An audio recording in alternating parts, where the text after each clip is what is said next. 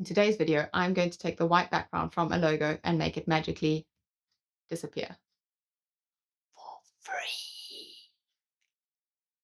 It's really important that you are able to have a transparent background logo so that you can use it across various platforms. Okay, so you have your logo in front of you. This is our logo in Canva, and you are now wanting to remove the background. If you don't have the premium version of Canva, you are not able to do this. So one way around this is to go to remove.bg, which takes you to a background remover. And this is a simple drag and drop that logo there, and you will then see how it cleanly removes the background from the logo.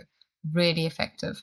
It's going to download it at 500 by 500 pixels, which I have found to be absolutely fine. And this is a really great tool that links it straight back to Canva. So you then click on download, and that will then download that file for you.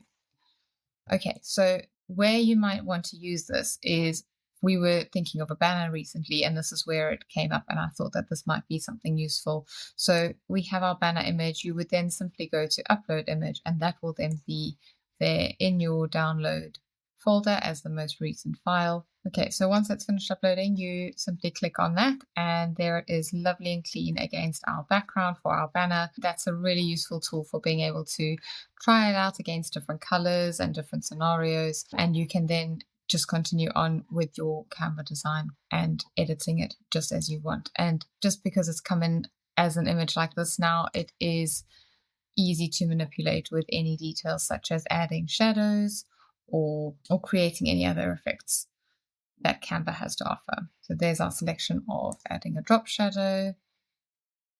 You could quite simply just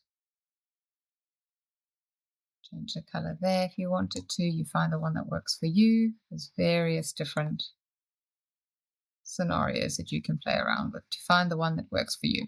There we are. So play around with different versions to find the one that works for you.